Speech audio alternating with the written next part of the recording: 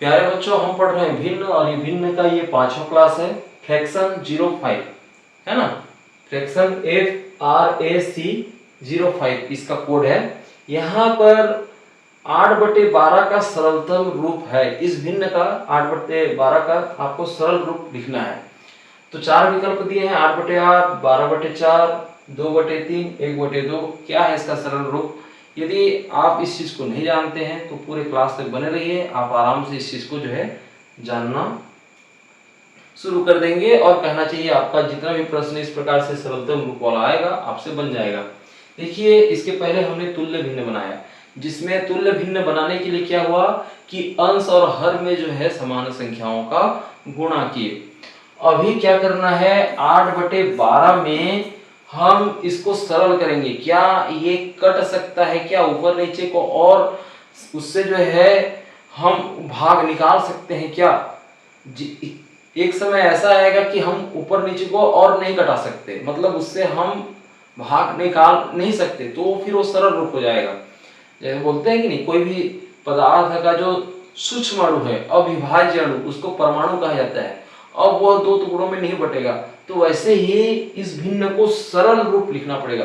देखिए, इसकी आवश्यकता इसलिए पड़ती है क्योंकि जितना आप सरल रूप लिखे रहोगे ना, तो आगे चल करके जो गणितीय संक्रिया होती है जिसमें हम गणित हल करते हैं, तो वो करने में हमको आसानी होती है। चलिए हम इसका सरलतम रूप में आए।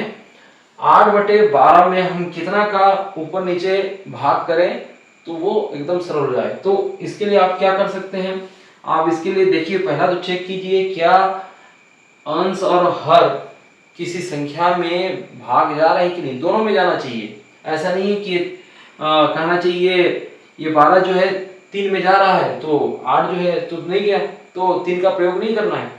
हम देखते हैं कि 2 का विभाज्यता नियम क्या कहता है कि जिसकी इकाई में 0, 2 और ये आपका 4 और ये 6 और 8 हो, वो क्या हो जाएगा, वो 2 से विभाज्य हो जाएगा।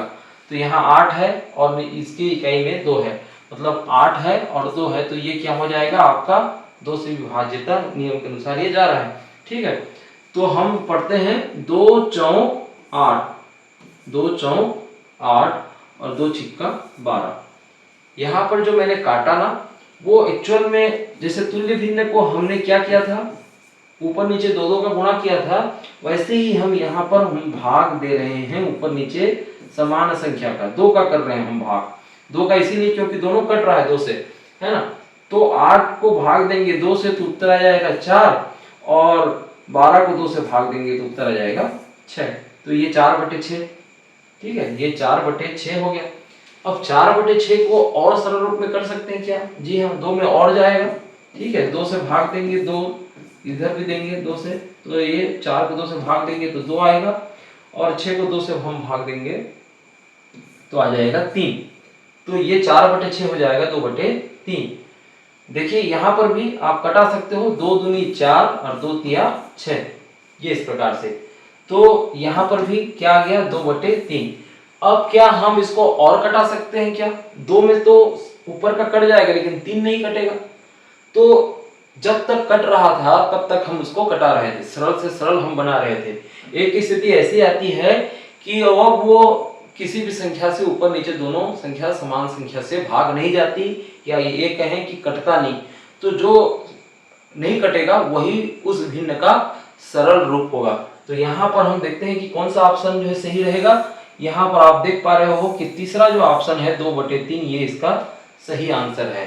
आशा है आपको समझ में आ गया होगा कि किस तरह से 8/12 का सरलतम रूप यहाँ पर हमने निकाला है।